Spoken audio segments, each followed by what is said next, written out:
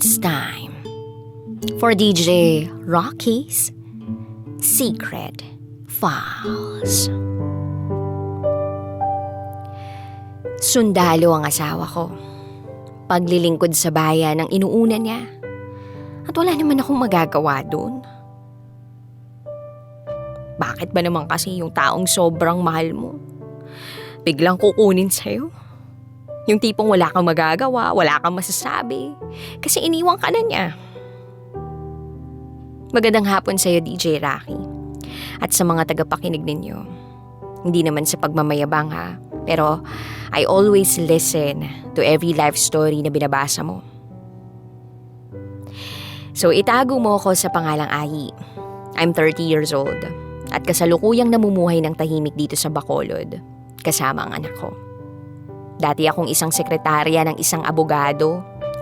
Dapat nga talaga mag-aabogado ako kasi graduate naman ako ng Pol-Sci. Pero hindi ko na naipagpatuloy ang pag-aabogado ko kasi kailangan kong suportahan ng pamilya ko. Hindi naging madali ang buhay ko sa pag-aaral ko noon.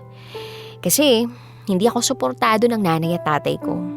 Dahil ang gusto nila, magtrabaho na ako pagkatapos ko ng high school. Pero hindi ako nagpatinag kasi tinapos ko yung kurso kong yun. Hindi man ako nagkaroon ng Latin Honors o kung ano man, pero graduate naman ako. At ayun nga, nakapag-apply ako bilang sekretarya at hindi rin madaling tungkulin yun. At kalaunan nga, nagustuhan ko na rin kahit talagang nakakapagod yun. At isang beses nga may nahawakan akong kaso. Yung boss ko actually, ako yung nakipag-cooperate sa presinto dahil isang malaking kaso yun.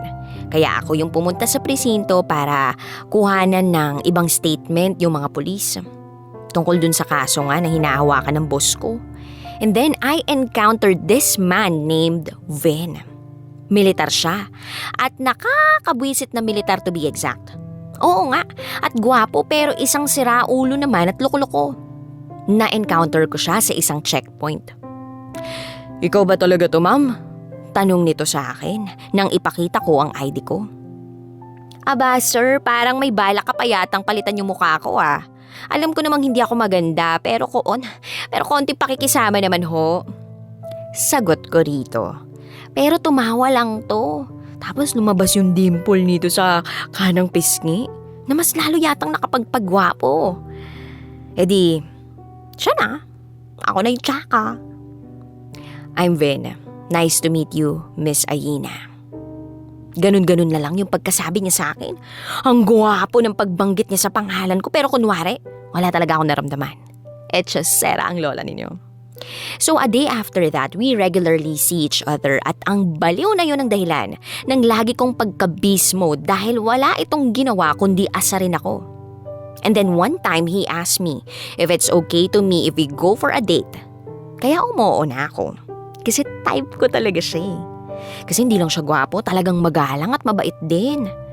Oo, mahaginoo rin siya, pero sobrang bastos. At ayoko mang aminin ha, sa akin siya pinakabastos. Not physically, but verbally. Pero yung salitaan niyang, ang pangit mo ay, yung obvious na pinamumukha palalo.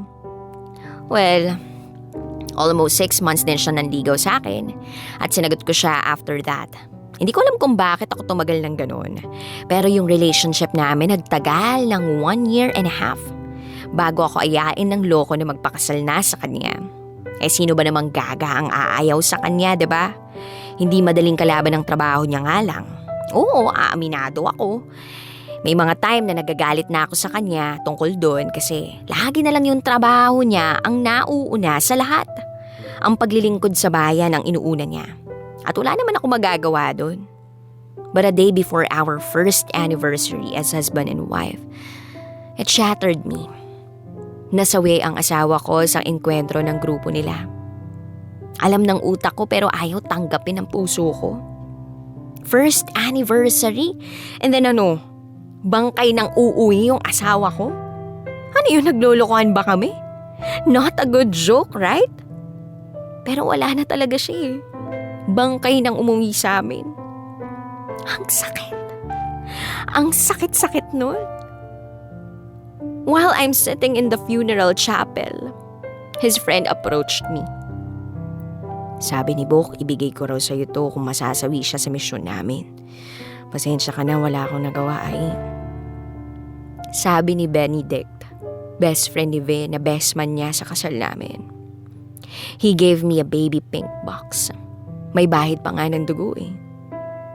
Sabi ni Benedict, before my husband left the world, he told him to give this gift to me. And then when I opened it, it's a necklace na gustong gusto ko. At meron yung angel pendant. I really love angels.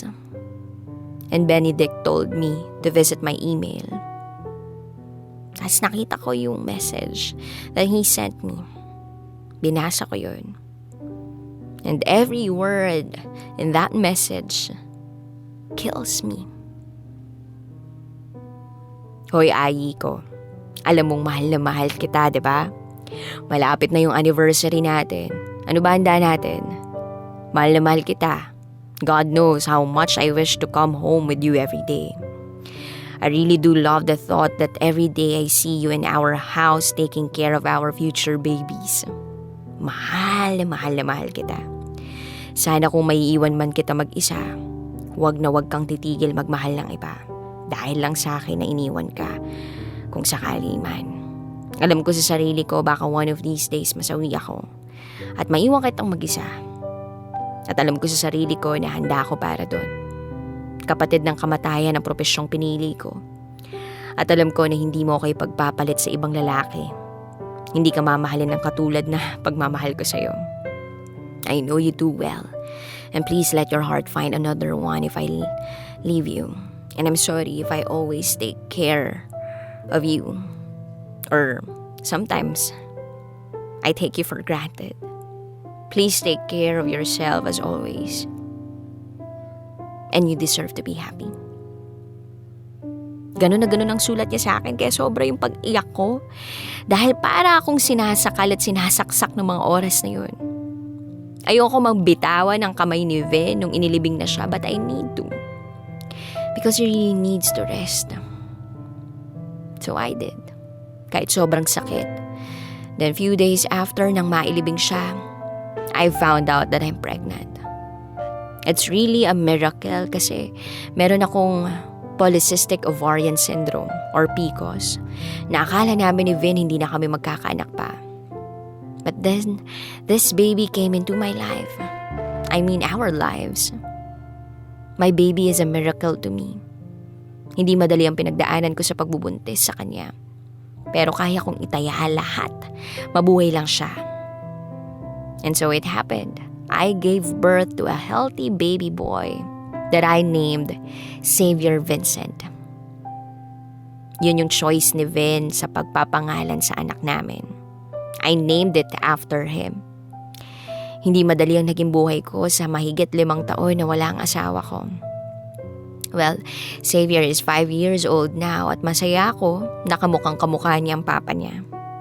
At sana pagdating ng araw na lumaki na ang anak ko, masabi ko na sa kanya na wag siyang magsusundalo dahil hindi ko nakakayanin kung dumating ang araw na iiwan rin niya ako.